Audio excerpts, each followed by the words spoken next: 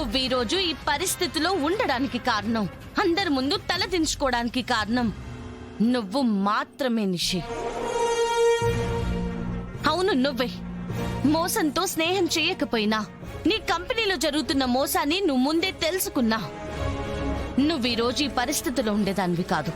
అమ్మే, ఇంకా నేరం నిరూపణ కాలేదు.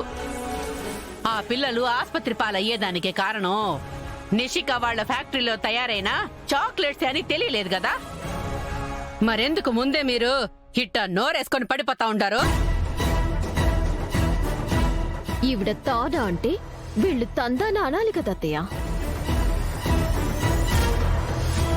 నా మీద తప్పుడు కేసులు పెట్టి నన్ను జైలు పాలు చేయాలని చూస్తున్నా ఏ ఒక్కరిని వదల. పదండతే.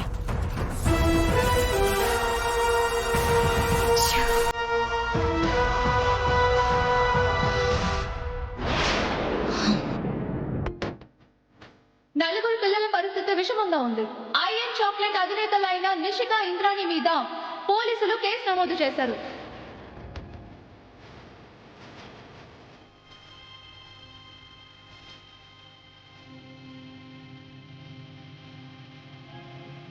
సారీ బాబాయ్.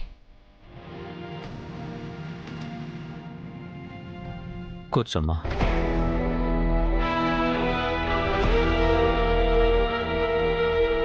నేను హాస్పిటల్కి వెళ్ళకముందు ఇందులో ఇన్వాల్వ్ అయ్యింది నిషిక అని నాకు తెలియదు బాబాయ్.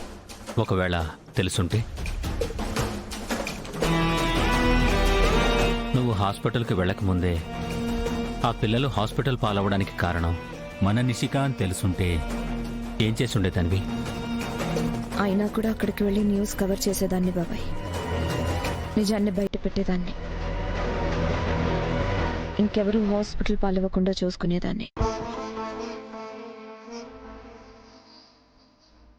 ఆ మాట తలదించుకొని చెప్పాల్సిన అవసరం లేదమ్మా. నిజం కోసం నిలబడే ఎవ్వరూ ఎప్పటికీ తలదించుకోకూడదు.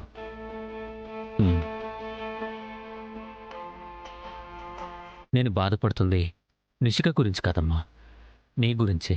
నా గురించా? అవునమ్మా.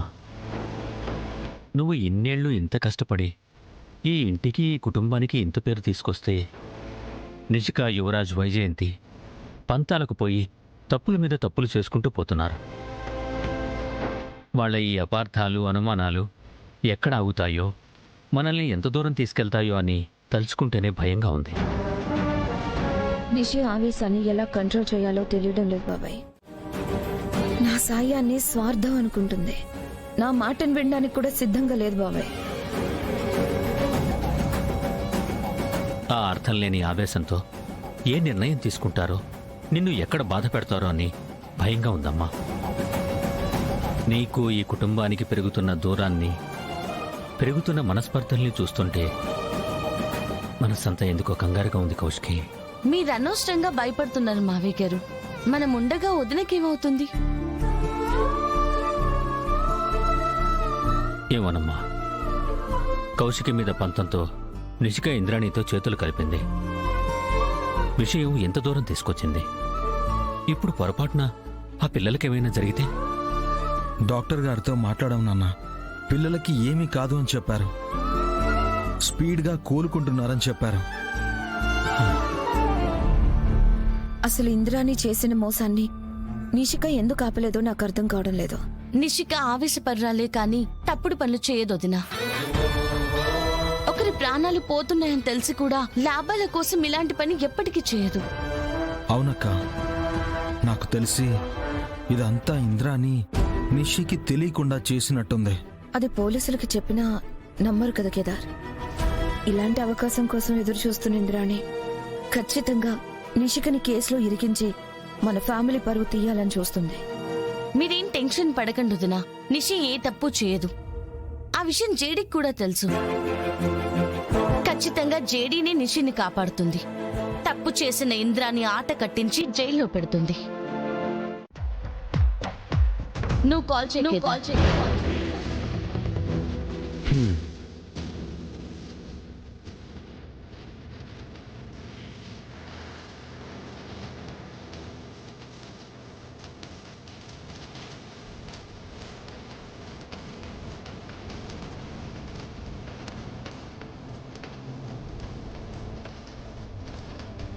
ఫోన్ రింగ్ అవుతుంది కానీ లిఫ్ట్ చేయట్లేదు దాత్రి.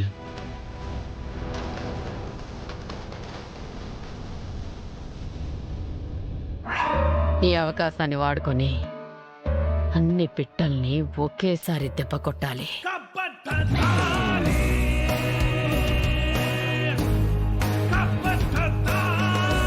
ఒక నిమిషం.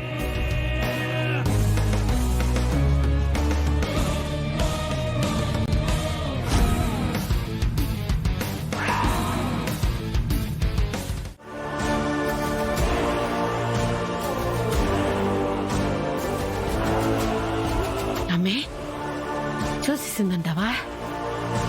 వదినైతే చూడలేదు కానీ ఇంకేదో చూసింది అత్తయ్య.